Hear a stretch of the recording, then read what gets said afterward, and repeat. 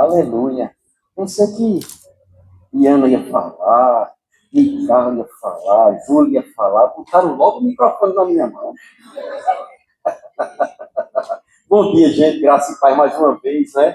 Que bênção, que coisa maravilhosa foi a gente ter participado desse café da manhã. Não sei você, mas eu fiquei maravilhado com todo o zelo, esmero, com todo o cuidado, né? E com toda a excelência com que nós fomos servidos e bem alimentados, né? Coisa boa, ainda sobrou comida, se você, né, quiser, já pode, quando acabar aqui, ir lá.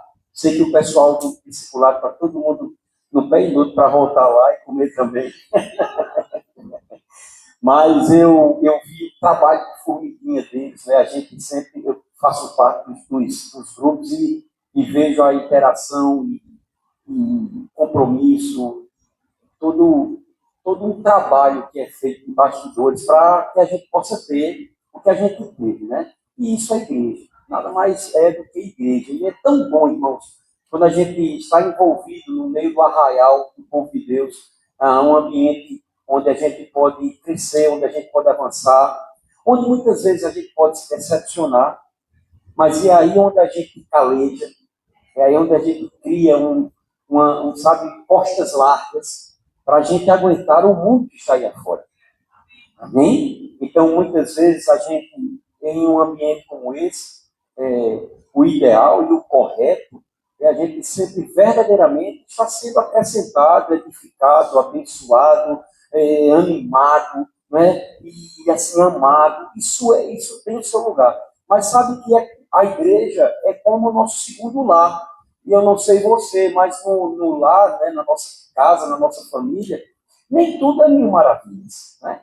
Situações acontecem no meio da nossa caminhada, do nosso cotidiano, e é ali, irmãos, o ambiente mais propício para nós manifestarmos o fruto do Espírito, né? Com quem nós mais convivemos, onde a gente tem que manifestar o amor, a paciência, o domínio próprio, né? Então, são pontos que são cruciais. Eu digo na igreja também, num trabalho de equipe também, né? Num ambiente onde a gente está junto, a gente também precisa.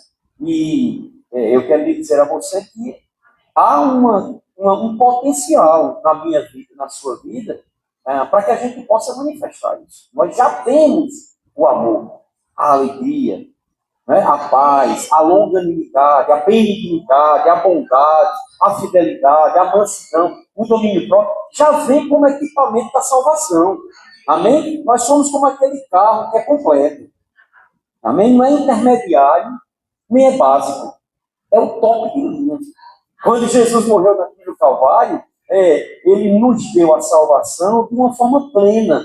Por isso que João capítulo 10, versículo 10, diz que mesmo que o inimigo tenha vindo, né, para matar, roubar e destruir, ele veio para nos dar vida e vida em abundância. Essa vida em abundância começa no reino do Espírito. Justiça, paz e alegria no Espírito Santo. Moídos, isso, irmãos, com a condição que nós temos de potencial, em potencial, já temos isso dentro de nós, o fruto do Espírito já está lá, que pode ser manifesto. Então, eu não vou mais orar pedindo fé, eu não posso mais orar pedindo alegria, eu não posso mais dizer, Senhor, me dá paciência, porque isso já está no pacote, está incluso. Amém? Está incluso. O que a gente precisa fazer é manifestar. Não é? E por isso que nós estamos em um ambiente como esse, como igreja. Por isso que hoje nós temos um momento para a gente compartilhar em poucas palavras, em pouco tempo, algo que é sobrenatural, que é o governo da igreja. Amém? Tudo começa nisso. Para se ter uma igreja, é necessário se governar essa igreja. Para governar, precisa de organização, precisa de que cada um fique no seu quadrado. E a pessoa, se fosse todo mundo pastor, não dava certo. Como também, se fosse todo mundo ovelha, também não tinha quem guiasse essas ovelhas. Essas ovelhas iam ficar dispersas, algumas delas não iam sobreviver. Certa vez, eu recebi um livro, não lembro mais o nome do título desse livro, mas esse livro ensinava, mostrava sobre o pastoreio nos dois planos, né? Tanto o pastoreio físico mesmo, natural, o pastor que cuida de ovelhas, animal, como também o pastor que cuida das ovelhas do Senhor. E é interessante, irmãos, que naquele estudo eu constatei que a ovelha animal, porque nós somos considerados ovelhas, né? Não era tão bom a gente ser tudo considerado um leão, que é o rei da selva, não é? Sei lá, o leopardo, não sei, algum animal aí bem diferente. Não, nós somos considerados como ovelhas. E aí, Deus, irmãos, ele nunca faz nada sem propósito. A ovelha animal é um animal melindroso.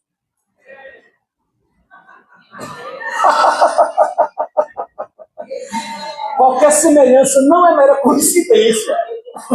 A ovelha é um animal melindroso. A ovelha, irmãos, deixa eu dizer uma coisa.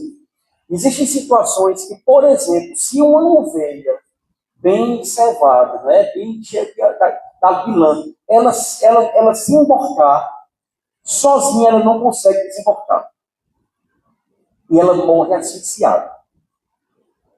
Por isso que a ovelha precisa do cajado do pastor. Não para dar uma lapada nela, mas para trazê-la para perto.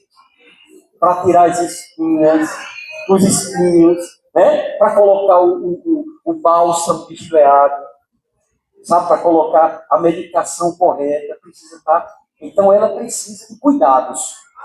Amém? Ela precisa ser trabalhada. Ela muitas vezes fica meio que dispersa e às vezes uma vai para um lado, outra vai para o outro. Por isso que ela precisa de alguém para dar ordem, para organizar e levar todas para o aprisco. Para se alimentarem bem, para terem um local onde o sol causticante não vai trazer um dano para elas. Então existe todo um cenário. E esse livro me mostrou como essa analogia é poderosa e verdadeira, irmãos. A ovelha animal, como também a ovelha espiritual. Né? Nós somos considerados como ovelhas. E quando eu digo nós considerados, irmãos, porque eu sou tão ovelha quanto você. Porque, na verdade, existe um supremo pastor. Amém? Ele é o nosso pastor. Nada nos falta. Ele nos faz repousar em pastos verdejantes. Né? É Ele que nos leva para um lugar de descanso. Amém? Então, mesmo que nós andemos pelo vale da sombra da morte, lá está conosco. Tudo é dele, tudo vem dele, tudo volta para ele. Mas aqui na terra, ele concedeu dons aos homens. E aí é onde entra o cenário de igreja. Aí é onde entra o cenário de governo. Né? Pessoas que foram colocadas com responsabilidade. Porque deixa eu te dizer uma coisa, já para a gente colocar o assunto aqui bem tranquilo. A única diferença entre a minha pessoa e a sua pessoa é responsabilidade. Porque Deus não faz acepção de pessoas. Então eu não sou mais especial do que você. Nem tampouco você é mais especial do que eu. Nós somos iguais perante o Senhor. Agora, é como no casamento, na família. Deus não faz acepção de pessoas. A mulher não é inferior ao homem. Mas há uma hierarquia no lar. E nessa hierarquia, pensada por Deus, a Bíblia diz que Deus fez o homem sacerdote do lar. Cabeça do lar. Com um propósito de cuidar, de manter, de guardar, de proteger, de alimentar em todos os aspectos. Mas ele não é considerado, aos olhos de Deus, como melhor do que a mulher. Assim como eu, como pastor aqui na terra, com um dom, um chamado ministerial, ou um apóstolo, ou um profeta, ou um evangelista, ou um mestre, eles não são, ou nós não somos mais importantes do que a ovelha. Mas nós somos pensados pelo Senhor e ungidos para um propósito, cuidar delas. Então, nesse cenário, Deus, quando levanta uma pessoa como pastor para colocar ordem, para governar, para fazer a coisa acontecer, é, na verdade, o amor que ele tem a mim e a você. Porque ele quer que você seja bem cuidado, bem cevado, bem guardado, bem alimentado, bem corrigido, se preciso for. Porque o filho que é corrigido pelo pai é porque é amado. Se não for corrigido, é porque ele é bastardo. E o pai não está nem aí com ele. Então, um cenário de igreja é como um cenário de família também. E eu gosto sempre de, nessa disciplina, começar em 1 Coríntios, capítulo 4, no versículo 1, porque isso aqui faz toda a diferença, irmãos, em um ambiente como igreja, em um cenário como congregação, onde nós estamos vindo para um lugar onde iremos nos submeter a homens, né? Homens que são falhos. Deixa eu te dizer, irmãos, uma boa nova. Eu não sou perfeito. Amém? Então, e a gente muitas vezes precisa, em um determinado lugar ou ambiente, se submeter a alguém que tem suas imperfeições, mas precisamos reconhecer a unção que está sobre a vida daquela pessoa. Porque aí faz toda a diferença. E é justamente o que Paulo em Coríntios falou. 1 Coríntios 4, versículo 1 diz assim: assim, pois, importa que os homens, quando fala homem é o ser humano, né? Generalizado, os homens nos considerem como ministros de Cristo e despenseiros dos mistérios de Deus. Ora, além disso, o que se requer dos dispenseiros é que cada um deles seja encontrado fiel. Então é uma via de mão dupla. Uma ovelha, ela precisa confiar no pastor. E o pastor precisa ser confiável. O pastor precisa ser encontrado fiel. Precisa fazer aquilo que está no coração de Deus. Porque o pastor nada mais é do que um mordomo para tomar conta da ovelha que é do Senhor. Amém? Você é precioso, você é preciosa, porque você é do Senhor, propriedade exclusiva de Deus. Amém? E Ele nos confiou a responsabilidade de lhe direcionar para um caminho certo, de lhe colocar em um lugar que não tem extremo, um lugar que não tenha precipício, de você andar no centro da vontade dele, porque no centro da vontade você não tem nem para um lado nem para o outro. Amém? Nem é aquém, nem além, mas é no centro da vontade do Senhor. Então, dispenseiros no original significam econômicos e dá uma conotação de administrador. Dispenseiro significa administrador, significa superintendente, gerente, administrador de uma fazenda ou propriedade territorial, um supervisor. O que significa supervisão? É uma visão além do alcance.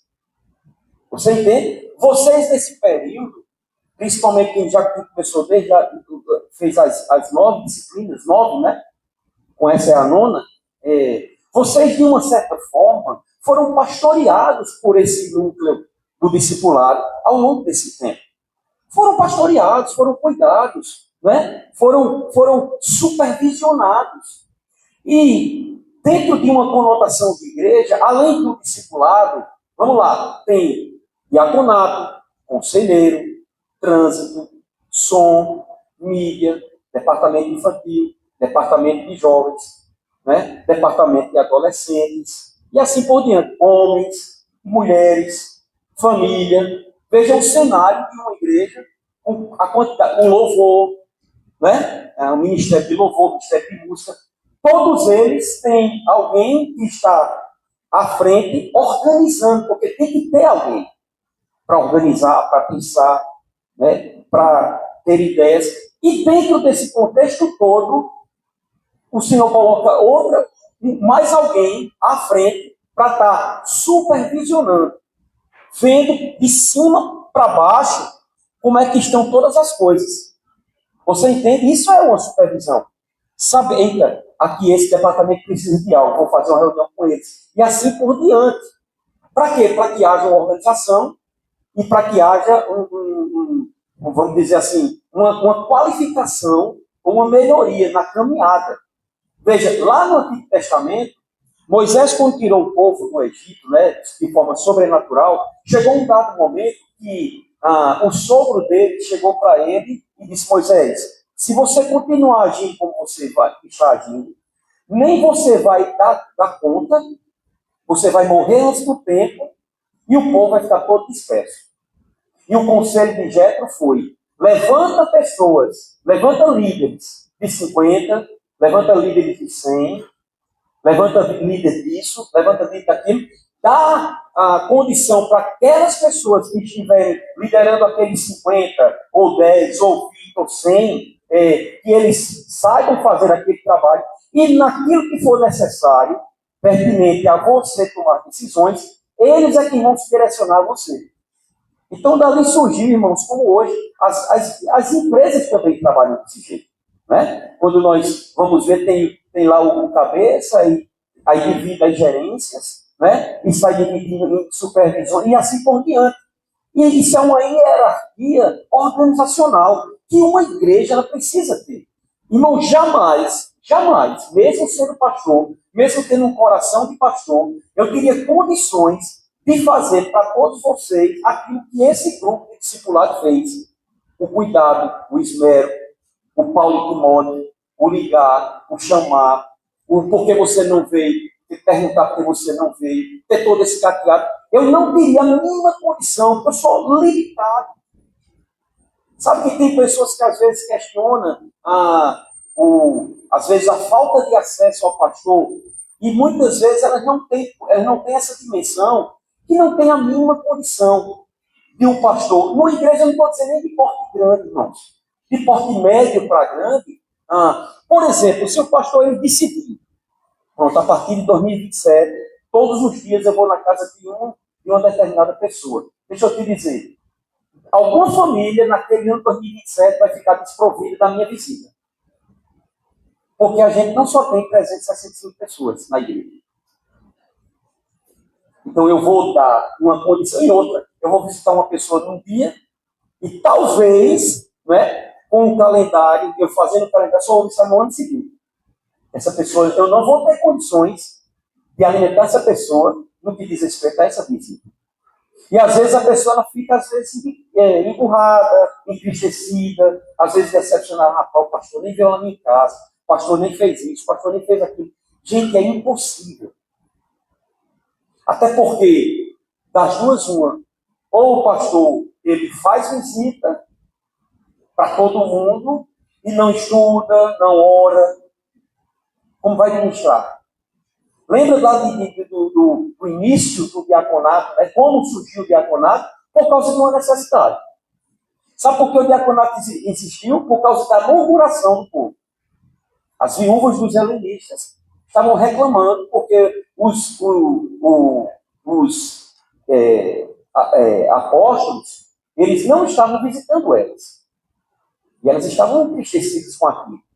E chegou ao conhecimento deles, e a Bíblia fala que eles pensaram no meio do povo de Deus, alguns homens, né, 7 no início, que tinham boa reputação, eram cheios de sabedoria, cheios de conhecimento. Quer dizer, eram pessoas que, no meio da multidão, já tinham uma certa preeminência, uma certa influência e uma reputação ilibada.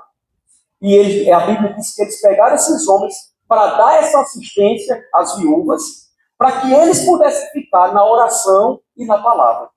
Porque todo mundo precisava ser bem alimentado, e não era um alimento natural que eles precisavam, era um alimento espiritual. E se um pastor não se esmerar na palavra e na oração, irmãos, a ovelha vai ficar desprovida do alimento essencial. Vai ter, sabe o quê? Um contato bom, e isso tem o seu lugar, uma ligação boa, um café bem legal, tomar um cafezinho com uma bolacha creme crack, com um queijinho, isso tem seu lugar, mas vai ficar só naquilo, porque você só pode passar do que você tem. E se você não se alimenta da palavra, se você não se fortalece no Senhor e na força do seu poder, como você vai ser uma bênção para as ovelhas? Como você vai transmitir a verdade das ovelhas se você não está recebendo da palavra? E deixa eu te dizer, para que a gente estude, para que a gente medite, para que a gente traga uma boa palavra para uma igreja, irmãos, a gente não pode ir no IA, não. Não é o IA que vai dar a administração, não. Embora muita gente possa ser que esteja indo no IA. São palavras soltas, sem vida, vazias, de uma cabeça vazia ou um coração vazio da palavra, que vai transmitir informações. E as pessoas não vão receber o principal da palavra, que é a vida da palavra. É a unção da palavra. Que vai fazer toda a diferença. Mas para que haja unção, numa ministração de uma palavra, tem que haver entrega, tem que haver meditação, tem que haver estudo, tem que haver oração, para se trazer um bom alimento. Amém? O alimento natural que nós comemos agora no café da manhã, deu tempo para se fazer. Quem fez os bolos, né? Quem fez as salsichas, cortou, fez toda aquele... Dá uma demora, um bolo, um pão para fazer, tem a sua demora. E você não pode soltar, vou visitar e deixar aqui. Não, você vai esperar que aquilo aconteça. Do mesmo jeito são as coisas espirituais. Aí Deus nos dá a orientação como governo, né, governante da igreja, de colocar pessoas certas nos seus lugares. E é por isso que a coisa está dando tão certo o discipulado. Porque as pessoas que estão servindo o discipulado, primeiro, têm o coração envolvido na obra. Amém? E quando envolve o coração, irmão, deixa eu dizer, mesmo sem a gente saber o que fazer, importa um coração. Eu prefiro trabalhar com corações disponíveis do que com profissionais. Porque muitas vezes o profissional faz porque sabe como fazer. Mas aquele que tem um coração, ele nem sabe como fazer. Mas Deus vai lhe dar instrução. Amém? E ele vai fazer da melhor forma possível. Então, dispenseiro significa isso. Nada funciona, irmão, sem ordem. Nada funciona sem ordem. Senão vai virar uma anarquia. Ninguém vai ter uma responsabilidade, ninguém vai ser responsável pela situação, nem dando certo, nem dando errado, fica aquela coisa solta ao ar. Mas por que Deus trabalha com organização? Porque isso foi isso desde o princípio. Lembra como o homem foi criado? A imagem e semelhança de Deus. Para quê? Governar. Governe a terra. Governe os seres viventes. Dê nome a todos os seres viventes. Isso é governo. O homem, na sua essência, foi criado para isso. Para ser alguém, para colocar ordem naquilo que precisa ser colocado. Então, Deus capacita as pessoas para presidirem, né, para dirigirem o corpo de Cristo, não por elas serem melhores, mas por causa de uma unção, de um dom, que a Bíblia diz, o dom chamado de Deus é irrevogável. Então, quando eu nasci há 55 anos atrás, eu nasci pastor.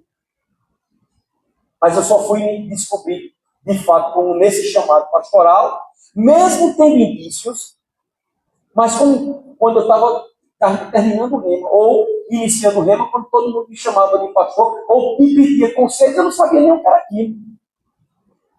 Mas, quando eu me reporto para a minha vida, desde a minha adolescência, eu fui pego fazendo algumas coisas, ou agindo de tal forma, como sempre sendo encabeçado em alguma coisa. Do nada. Seja na escola, seja na universidade, seja quando joguei profissionalmente.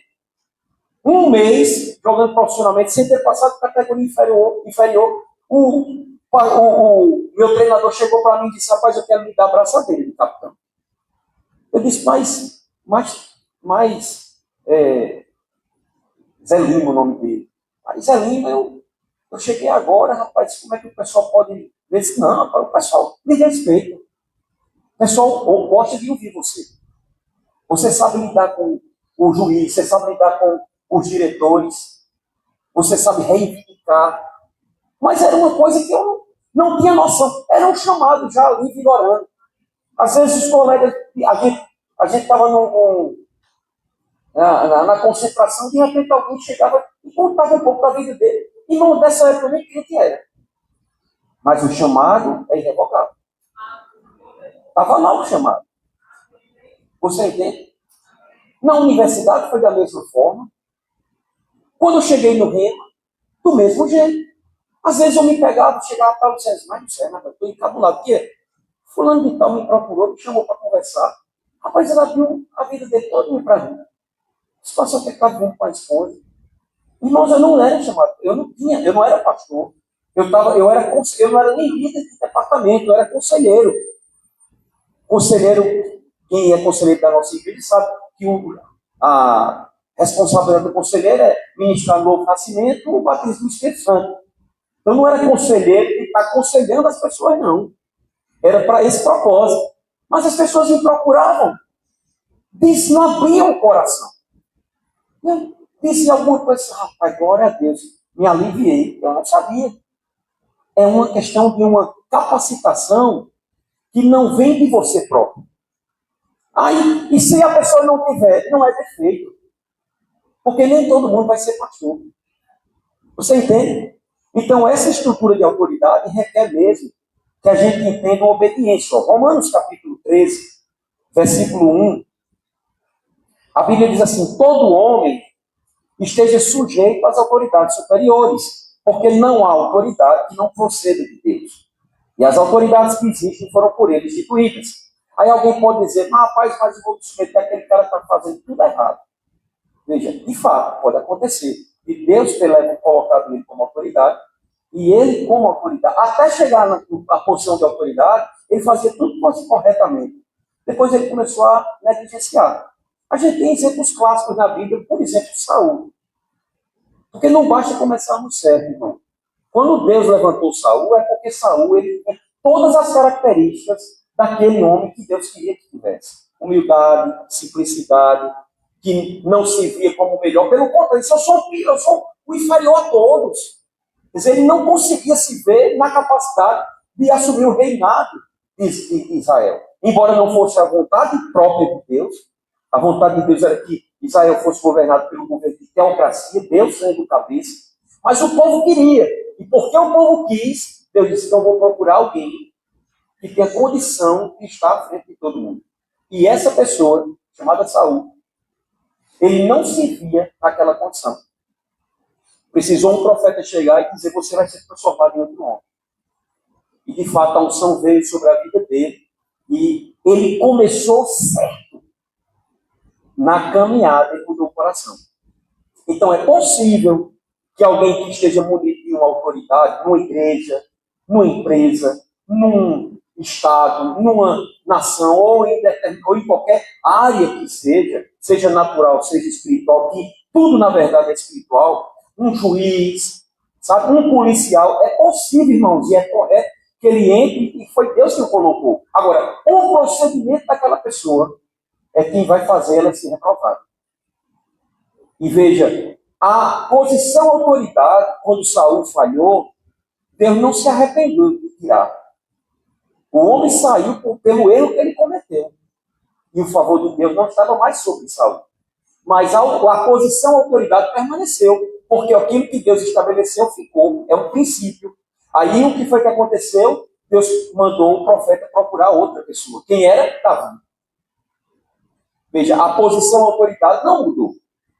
A posição autoridade. Deus estabeleceu a autoridade. Davi veio e foi governante depois de Saul e fez o que fez. Então, essa estrutura de autoridade é o caminho, irmãos, pelo qual o poder de Deus ele foi. Não tem como, se a gente quebrar princípios como esse, podemos fazer o que for. Deus, deixa eu dizer, nunca Deus vai se moldar a gente. Somos nós que temos que nos moldar a Ele. Então Deus não vai quebrar princípios para nos alcançar. Deus não vela por mim e por você para que se cumpra o que Ele diz. Deus vela pela sua palavra. Então, quando nós estamos alinhados na palavra, aí, irmão, pode dar o que der, pode vir o que vier, a mão dele está sobre a nossa vida.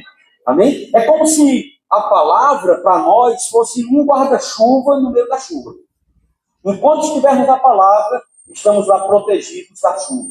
Se sairmos da palavra, a palavra ela vai continuar aqui, mas a gente vai perder a proteção. Mesmo sendo propriedade exclusiva do Senhor. Você entende isso?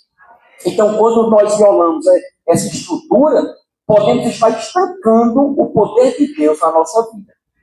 Olha o que 1 Samuel capítulo 15 fala. Só para você entender um pouco. Agora, lembre de uma coisa, irmãos. Além dessa questão do fato da gente sair de uma posição de autoridade, a atitude contrária à autoridade chama-se rebeldia. A atitude contrária à autoridade é rebelião, é rebeldia. E deixa eu te dizer, rebeldia é um princípio de Lúcifer. Foi ele quem se rebelou contra Deus. E ele era tão influente no reino que ele se rebelou e ainda levou consigo uma terça parte dos anjos. Veja, Deus era um líder perfeito. Né? Não há nem nada que diga que Deus tem alguma imperfeição, pelo contrário. E mesmo sendo um líder perfeito, uma terça parte dos anjos criados por ele saíram da presença dele. Se rebelaram porque foram influenciados por alguém que estava andando em soberba. Eu gosto sempre de lembrar que nós não somos tentados por Satanás, né? Quem nos tenta não é Satanás. Quem tentou Lúcifer?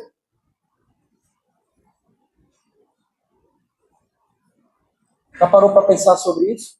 Alguém tentou. Quem tentou Lúcifer? A soberba tentou Lúcifer. A soberba precede a queda. Lúcifer desejou no seu coração ser igual a Deus.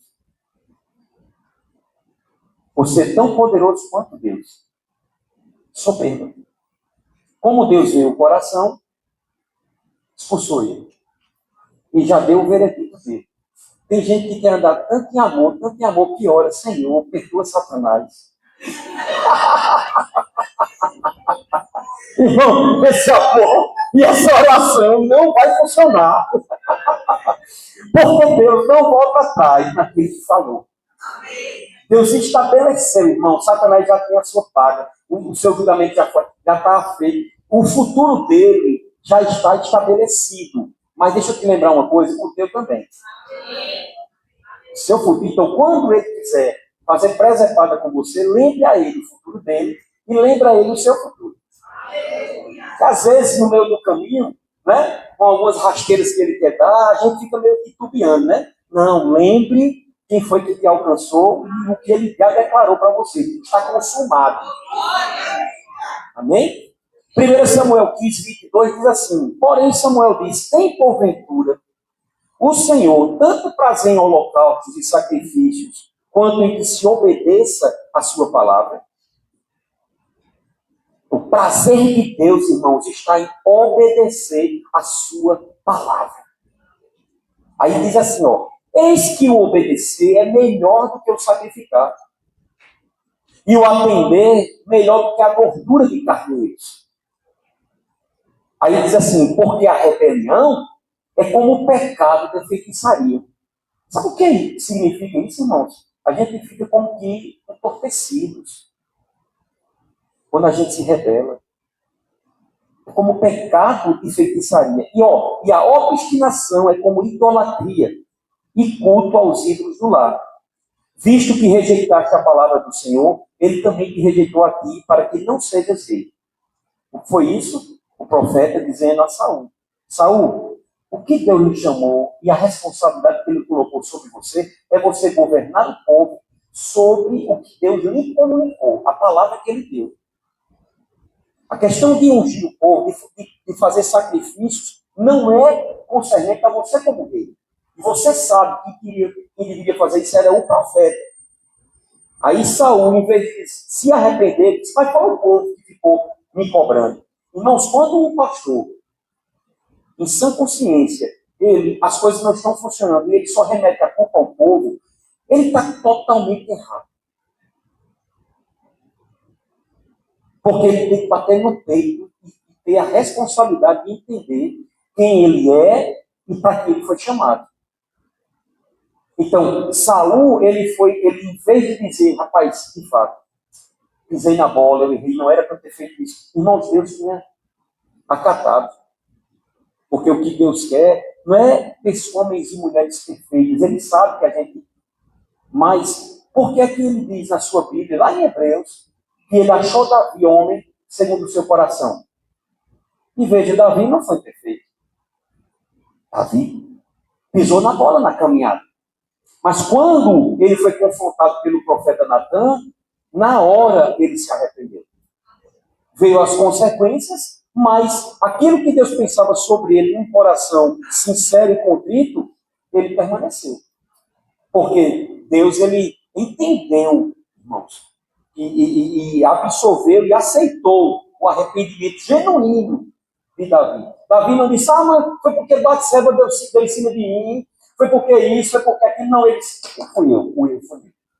Então a gente precisa ser homem o bastante, ou a mulher suficiente, para quando errar, não culpar o marido, não culpar a esposa, não culpar o cachorro, o gato, né? Não culpar a igreja, mas dizer, rapaz, eu preciso me consertar.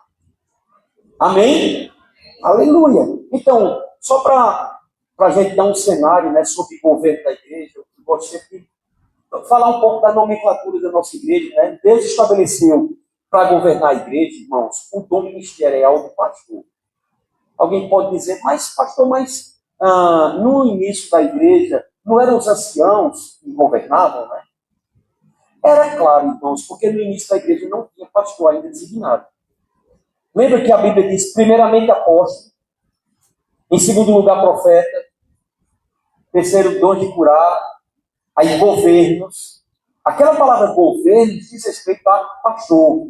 Mas no início, na igreja primitiva, quando, por exemplo, Pedro ministrou a primeira palavra, 3.000 pessoas se converteram, tinha pastores no meio daquelas 3.000 pessoas. Mas assim como eu, não sabiam o que era.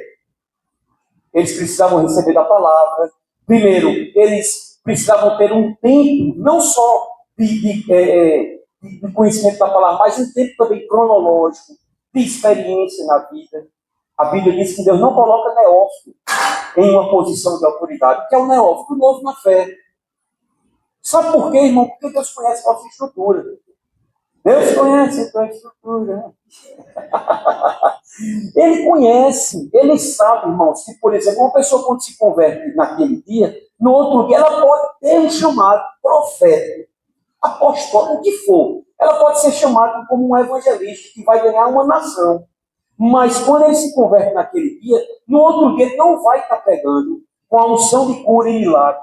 E se ele pôr as mãos numa pessoa, a pessoa ser curada. Ou ele ir para o velório e pôr as mãos no defunto, o defunto se levantar.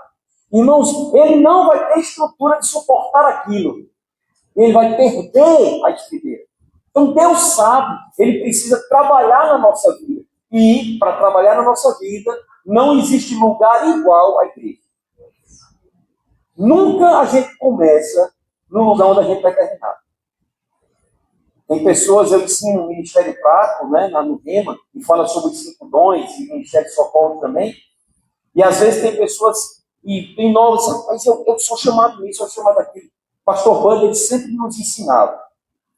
E ele dizia, não fica procurando, rapaz, o teu chamado, não fica dizendo que é isso, que é aquilo.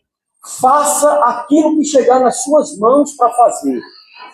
E na caminhada as coisas vão se revelando. As pessoas vão reconhecendo. Irmãos, quando me chamavam de pastor, eu queria me esconder. Mas não tinha como, porque o fruto era evidenciado. Eu não falava disso nem como servo. Quando o Sérgio queria falar, rapaz, eu acho que tu tem... O Sérgio, assim, sabia que teve um negócio assim, assado. Não queria nem ouvir aquilo. Por causa do peso de responsabilidade. Você entende? Mas às vezes é bonito, irmãos. Sabe? Quando alguém olha e não sabe o pano de fundo, os bastidores de uma vida ministerial, se ver alguém ministrando, com ousadia, impondo a mão, ele quer estar e não tem nada de errado. Não. A Bíblia diz que quem aspira ao episcopado, excelente obra ao mesmo. Mas, aí tem um bocado de qualificação para ele chegar naquela posição. Então, é possível e está correto que a pessoa deseje, está tudo bem com isso. Mas a pessoa precisa entender que ela precisa ser lapidada pelo Senhor. Amém? Ser reconhecida pelas pessoas, ser encontrada fiel em tudo que for colocado na sua mão. Então, se vai limpar um banheiro, limpe como se você estivesse ministrando para 1.000 pessoas. Sabe? Se você estiver pegando uma cadeira dessa, botando num canto, botando para o outro, rapaz, a cadeira ainda está vazia, pegue e limpe, dizendo, obrigado, Senhor, porque hoje vai sentar uma pessoa aqui, ela vai ser alcançada pelo teu poder. É diferente, irmãos, quando a gente faz aquela coisa meio travada, ninguém me ama, ninguém me quer, ninguém me vê. Tem um que está vendo, irmãos. Davi lá, no ambiente que estava, não tinha ninguém, nem o pai de Davi lembrou de Davi. Mas tinha um que estava vendo e chamou ele de detrás das raiadas. Então não adianta, por mais que a gente se esconda, Se Deus colocou o olho em você, irmão, não adianta. Ele vai lhe encontrar. Amém? No início de Saul, eu falei dele, né? No início ele se escondeu. E Deus foi e revelou, ó, está ali, ó, escondido, sem querer ser levantado. Ele se escondeu. Mas, irmão de Deus, não tem como você se esconder. Se você vai lá em cima, ele está. Se vai mais profundo abismo, lá ele vai estar. Não adianta, Deus vê tudo. Sorria, você está sendo filmado. Então, existem os 5 dons ministeriais, né? Você sabe ou deve saber, apóstolo, profeta, evangelista, pastor e mestre, mas numa igreja local, quando fala de governo, irmão, não vai ser o apóstolo que vai estar assumindo, embora o apóstolo é aquele que vai iniciar uma obra, geralmente, e ele vai passar um tempo, diga um tempo. Um tempo, irmãos, a unção pastoral vai vir sobre aquele homem. Paulo passou no máximo 3 anos nas igrejas que ele abriu. Nesse período, ele treinou pessoas para ficarem na obra. E ele partia para um outro lugar. Nós começamos, nosso ministério foi fundado por um apóstolo. Né? Pastor Buddy, carinhosamente chamávamos ele assim, mas ele era um apóstolo nato. E quando ele estruturou a igreja, estabeleceu e treinou as pessoas, e viu que elas estavam maduras, ele saiu de cena como pastor e colocou a pessoa no ofício pastoral para estar à frente da obra. Deixa eu te dizer, irmão, se o apóstolo Bud tivesse lá no início, nós somos, né, Júlio? Somos lá de trás, eu comecei no verbo da vida, só não participei da fundação, mas desde 95. Uma igreja, irmãos, com 200 membros, uma igreja no interior da Paraíba. E hoje nós estamos com quase 600 em todos os lugares de todo mundo. Deixa eu te dizer, em todos os continentes, irmão. O último a ter sido alcançado foi a Oceania. Hoje nós temos um casal que está lá com um trabalho na Austrália. Só podia ter sido Deus, porque isso tem 30 e tantos anos. Mas porque um homem ousou obedecer a palavra. Agiu na unção apostólica, treinou pessoas, abriu obra. Quando colocou os pastores no devido lugar, as coisas começaram a funcionar. Então, todos os ministérios são importantes e cada um tem a sua importância no quadro de uma igreja. Mas se não existir um ministério pastoral, nenhum deles é tão importante quanto de continuar. Por quê? Por exemplo, pensa aí. Hoje, há pouco tempo, né, minha netinha nasceu, a segunda neta. Eu tenho um neto de 5 anos, nasceu a netinha. Se ela tivesse nascido, tivesse cortado o cordão umbilical, a mãe estivesse lá na cama, e ninguém pegasse ela para tirar o líquido da minhoca, para limpar a bichinha, para depois vesti-la, e colocar de novo no colo da mãe, para ela mamar, ela morria a língua. Assim, muitas vezes, é o trabalho de um evangelista. Ele prega aí no mundo. Geralmente, o evangelista não fica nas 4 paredes, é de fora. Ele prega, ele ministra, ele faz cruzadas, ele entrega panfleto, a cura acontece, milagre acontece. Mas se aquela pessoa não foi encaminhada para um lugar, para ser cuidada, tratada, é como uma criança, vai morrer. Nasceu de novo, mas no outro dia não tem quem cuide. Quando nasce, irmãos, é como uma criança, é como um bebê. Ela precisa ser direcionada, ela precisa ser fortalecida, ela precisa ser estabelecida em um determinado lugar. Você que aqui está, eu sei que tem alguns que já eram da igreja, uns estão chegando, né? Uns podem ser novos na fé, outros já têm até um certo tempo. Para ter um certo tempo é importante que participe do discipulado, porque tem algumas das visões, né? Não é tudo, mas pega um pouco a maneira verbo da vida de ser, né? A visão verbo da vida, para vestir a camisa do verbo da vida. É importante o discipulado. Mas sabe, irmãos, se aquela pessoa que nasceu de novo, ela não tem um lugar para se alimentar, não tem ninguém para acompanhar, não tem ninguém para conduzir ela para uma igreja, essa não é apacentada, ela não é cuidada, ela vai se perder no meio do mundo. Principalmente no período que hoje estamos vivendo, com essa geração, né? Com essa condição que hoje, as distrações que hoje existem no mundo, que nos afastam das coisas espirituais. Então é importante cada dom ministerial. Mas numa igreja local, a unção para governar está sobre o pastor. E tanto o apóstolo, como o profeta, como evangelista e como mestre, precisam também ter um pastor. Eu desconfio, irmãos, quando chega alguém que seja um profeta ou um mestre, ele pode ministrar de capa a capa, ter uma pessoa, a revelação do mundo. Chegar para mim e dizer, rapaz, e eu perguntar, quem que pastoreia? Não, eu estou assim, eu estou só agora peregrinando, estou ensinando aonde que chão, não tem um pastor não. Eu não boto ele para pregar. Porque se você não consegue se submeter a ninguém, o peso de autoridade está, vamos dizer assim, diretamente proporcional ao peso de submissão. Lembra do centurião romano? Senhor, você não precisa ir na minha casa. Basta uma palavra sua e o meu servo será curado. Porque eu sou homem, também sujeito à autoridade. Ele não disse, eu também sou homem cheio de autoridade. Ele disse, não, eu também sei o que é se submeter. Quando ele disse isso, ele disse, Senhor, se tu tens poder, se a tua palavra tem poder, é porque você se submete a alguém poderoso. Por isso que ele disse aquilo. Ele disse, então eu sei que se basta só uma palavra sua, o meu servo será curado. Porque eu digo ao meu servo, vem aqui, ele vem, ao outro vai, ele vai. Jesus ficou admirado.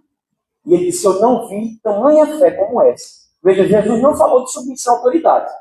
Mas submissão e autoridade remete a você andar em fé. E quem anda em fé agrada a Deus. E se agrada a Deus, Deus se torna galardoador. Você vê que é tudo uma casadinha, é tudo uma ligação. Então, quando a gente se submete de coração, porque, irmãos, você pode obedecer e não se submeter. Tem a história de Juninho, na escola, estava jogando papel, e a professora estava de costas, e ele jogava na professora, batia. Aí, uma hora, ela virou-se e viu ele jogando. E ela disse, Juninho, vem para cá, fica aqui de pé. Castigo, né? Ele disse, não, eu vou sentar. Não, fique de pé. Não, eu vou ficar sentado. Aí ele disse, fique de pé. Ele disse, tá certo. Por fora eu fico de pé. Mas por dentro eu me mantenho sentado. Obedeceu, mas não submeteu. Submissão fala de coração. Amém? Atitude de coração. Então as ovelhas, elas precisam mesmo de um pastor. Jesus certa vez disse assim, em Mateus 9,36, vendo ele as multidões, compadeceu-se delas, porque estavam aflitas e exaustas, como ovelhas que não têm pastor. Olha que coisa interessante.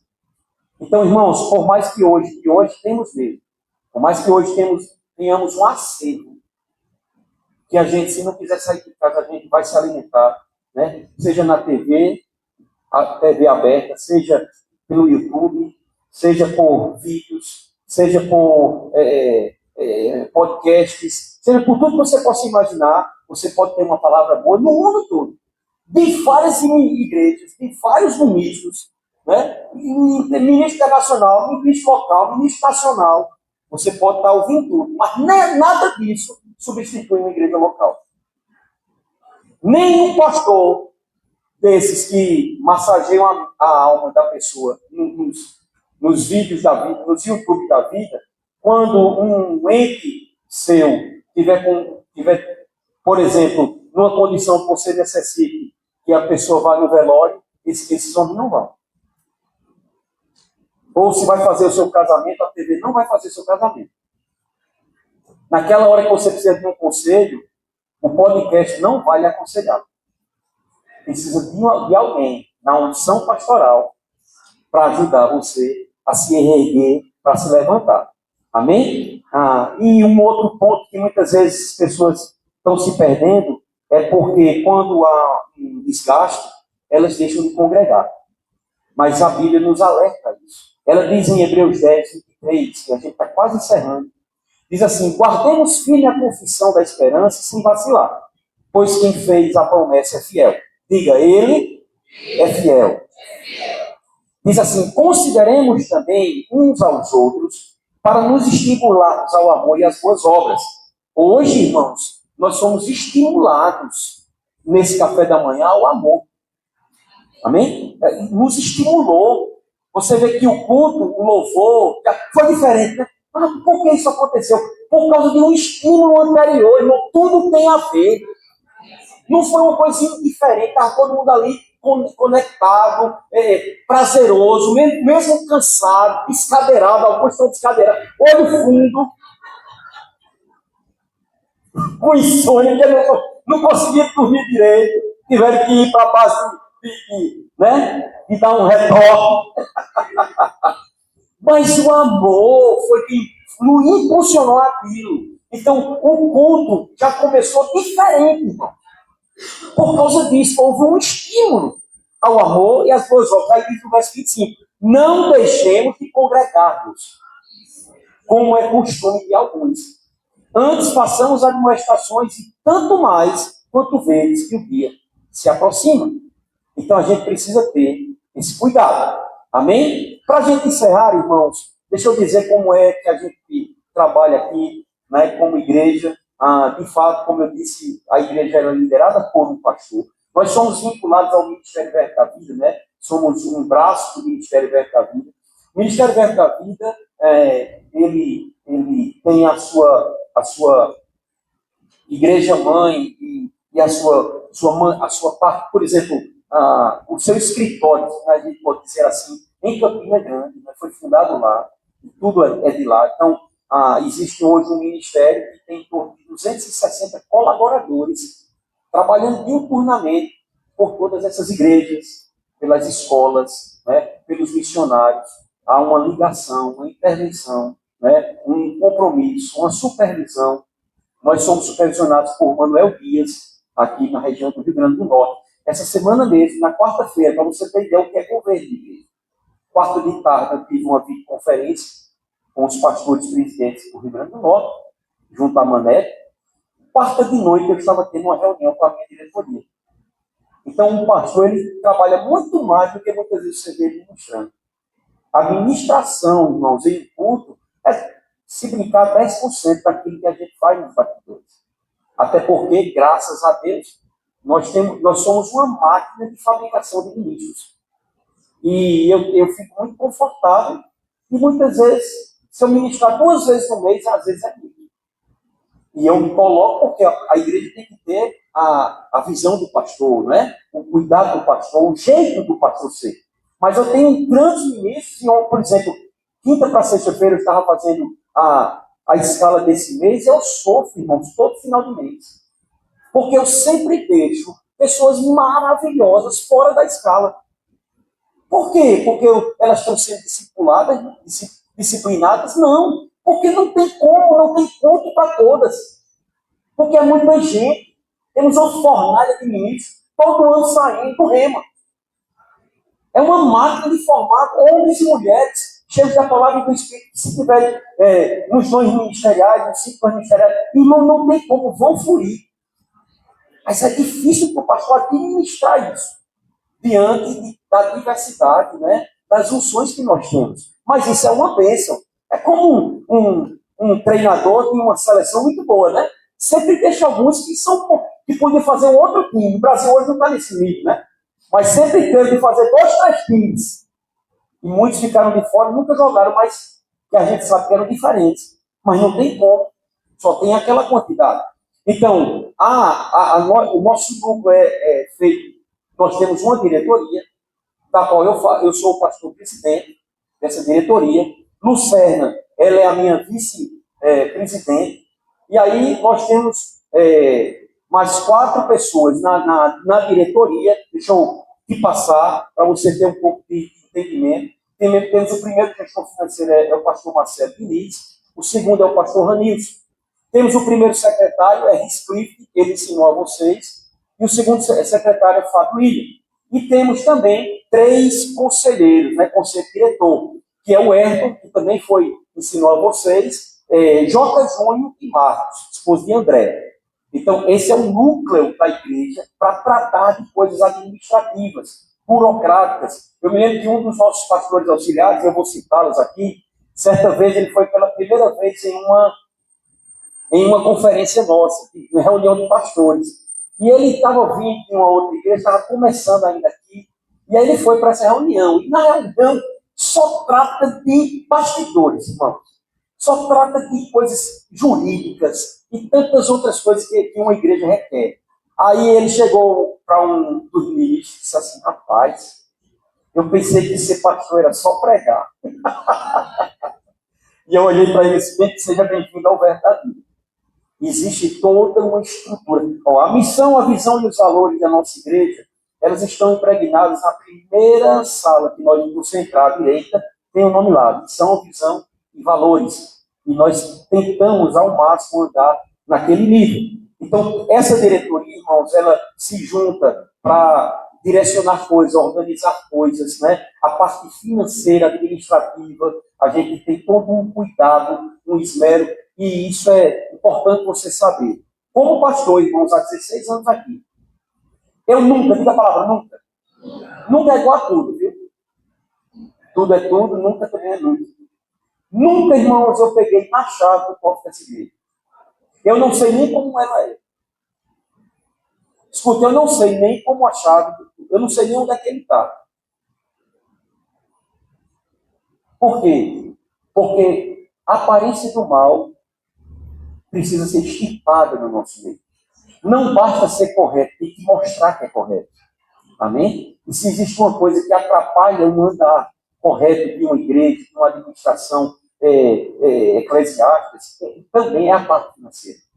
Precisamos ter muito zelo com isso. Eu nunca botei Lucerna para ser tesoureira. Você entende isso? É um cuidado que nós precisamos ter com as coisas do Senhor. Então, nós temos, além da nossa diretoria, nós temos pastores auxiliares. Olha isso.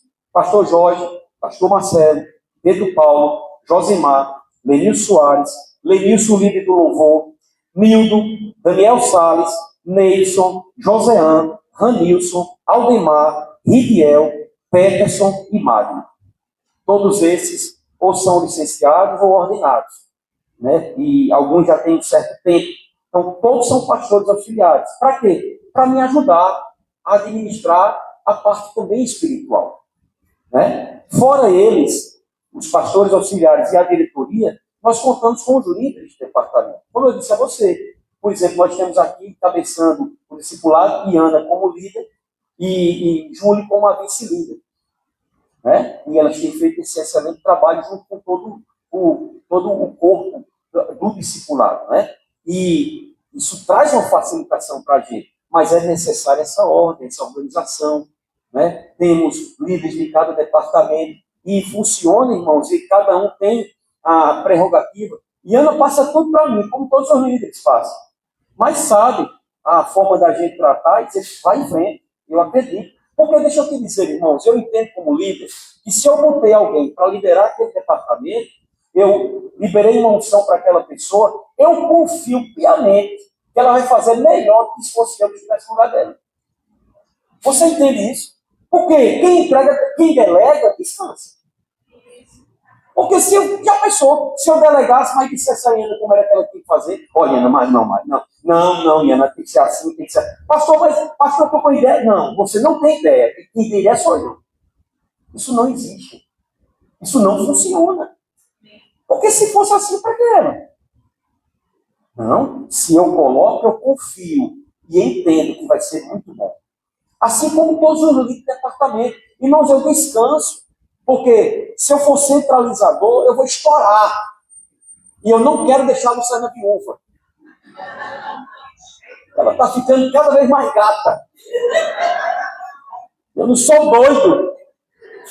Há 14 anos atrás, irmãos, Luciana começou a ter uma dor de cabeça, e agoniada, e cheia de coisa, e negócio da igreja, logo no início, né, da caminhada. Aí a mãe dela é médica. E ela ligou para a mãe: eu estou assim, eu estou assado, não sei o que fazer. Eu disse: mulher, bichinha, tu se cuida. Aí Luciana disse: o que é que eu faço? Ó, deixa eu dizer, Luciana, se tudo mudar, com ele de querer se agoniando, e adoecendo, e tem enxaqueca, e tem tomando injeção e fazendo isso, sabe o que é que vai acontecer, bichinha? Tu vai morrer. Aí na época, né, não é hoje, o pessoal mudou. Aí disse: e a primeira que agoniza, solteira, vai dar em cima de pé. Sabe o que aconteceu, irmão? Ficou boa na hora. Ficou boazinha. Pense no remédio. não sou todo, eu também preciso me cuidar, irmãos. Você entende? Você precisa se cuidar. Que é o primeiro cuidado que a gente tem conosco mesmo. Espírito, alma e corpo. Não é só dentro da igreja, é no que você se alimenta, é no que você pratica de exercício. Tudo tem a ver, irmãos. Porque não adianta eu, doente, eu com problema físico, como é que eu vou conseguir pregar? Entende isso? Aí, semana passada, ela lá em casa me mandaram uma mensagem, meu pai falando, minha cunhada falando, que eu estou prestes de sair, né, da PRF. E você sabe que quando a gente sai, existe um valor que cai, né? Do que você paga. Aí não sai no Roberto, o que teu pai está dizendo aqui. Diga aí, seu Zé. Aí, Roberto, é o único que me chama de Roberto. Roberto, rapaz, não saia não, se aposenta agora não. Você é muito novo e é saudável. Minha cunhada do mesmo jeito. Aí Marcelo chegou perto, aí quando vi, disse, oxe, pastor, e ele só quer que o senhor se aposente doente e velho. Ai, meu Deus do céu. Então, gente, igreja funciona desse jeito. Existe uma nomenclatura, existe uma hierarquia, uma organização. Para quê? Para quando você chegar, sentar e ser muito bem alimentado. Não só na palavra. Porque, deixa eu te dizer uma coisa, irmão. Se você não for bem servido no trânsito, no diaconato, no discipulado, eu posso subir no púlpito e cuspir fogo. Mas você vai sair e vai dizer, fico nada naquele lugar, eu não fui bem tratado. É como num restaurante, você pode comer a melhor comida da face da terra. Mas se o garçom for irritadiço, né? Lhe tratar mal, o ambiente sujo, sabe? Sem funcionar direito, você nunca mais vai voltar naquele lugar. Assim é uma igreja, ela precisa funcionar. Irmãos, eu digo ao trânsito, rapaz, tratem as pessoas como se fosse eu mesmo tratando. Deixa eu te dizer, para a gente encerrar, o testemunho que eu tenho, o porquê estou no verbo da vida. Lá me converti em 93, e até 95 eu era cismado com o verbo da vida, pelo que eu via do povo dizer. Como talvez um dia você ouviu. Rapaz, ali é seita. Aí eu descobri que de fato aceita. Aceita, do jeito que você vier, aceita. Só você vai ficar do mesmo jeito. E eu dizia, a minha irmã, que se converteu através de mim, irmã Cações Patrícia, rapaz, não vai para aquele lugar não. Pastor do velho, dizia isso, sem nunca ter entrado. Olha, besteira a pessoa falar daquilo que não conhece, né? E eu disse, certa vez, bora, não sei, numa escola dominical. Não, eu quero conhecer esse. Uma prima e minha irmã que congregavam. E eu cheguei na escola dominical. Quando eu ia entrando, 2 homens me abordaram. Depois foi que eu soube que era o líder e o vice-líder do diaconato. Um hoje é pastor supervisor das igrejas de São Paulo. Tem 100 igrejas lá. Pastor Amauri, pai de Tiago Garcia. E o outro é Policarpo, que também é pastor hoje, está em Campinas, próprio prega, já foi pastor antes de Edilson de Lira. Ele foi pastor de Petrolina. Líder e vice-líder. Quando eu cheguei, eu não os conhecia, viu, gente? Quando eu ia entrando, era uma subida assim, eles olharam para mim e disseram, você aqui, que coisa maravilhosa, seja bem-vindo, olha, tem um lugar especial para você. Eu olhei para trás e pensei que era o prefeito que estava chegando, né, o governador. Aí disse, não, é você mesmo. Eu digo, e é? Aí as cadeiras eram de banco, aquelas de madeira, irmão, de igreja católica. E eu vi como foi parecia um rei naquele lugar. Um lugar especial para você sentar. Só tinha um lugar onde Ana, olha para trás, onde Ana estava. Pronto, era ali, na quina do banco, num lugar espremido, estava lotado a igreja, não sai na sentou e eu na ponta, sentei, como se fosse um rei. Irmãos, deixa eu dizer para você. Eu não lembro quem pregou, eu não lembro quem dirigiu, nem tampouco lembro quem ministrou o louvor. Mas quando eu saí daquele culto, entrei no carro, eu disse, Lucena, Pardal encontrou casa e Andorinha indo para si. Nós encontramos o nosso lugar de congregar. Lá se vão, 30 anos? 30 anos, praticamente 30 anos. Que eu me encontrei num lugar onde me amou, me acolheu. E essa é a visão verbo da vida de ser. Amém? Que você se sinta em casa. E se tiver alguma coisa que esteja lhe desagradando, me procure. Bata na minha porta, o meu gabinete nunca vai estar de porta fechada. Se tiver, eu estou me aconselhando alguém, mas eu vou lhe atender. Ah, mas se não conseguir, manda um WhatsApp, eu lhe respondo. Pode ter, Micaela diz, nunca vi uma pessoa responder mais rápido do que o pastor. Pois é mesmo, porque eu sou pastor. E o pastor dá a vida pelas ovelhas. Amém? Às vezes estou de plantão. Quantas mensagens eu recebi sexta-feira? E eu só dizer, estou de plantão. Daqui a pouco eu escuto, quando eu puder. Mas sempre respondo. Porque você merece. Tudo aqui é feito. Eu só estou aqui, só vim de Campina Grande. Deixei minha família, deixei minha vida, minha casa, né, própria, meu lugar de conforto por você. Porque você vale a própria vida de Cristo. Amém? Sejam abençoados na prática da palavra.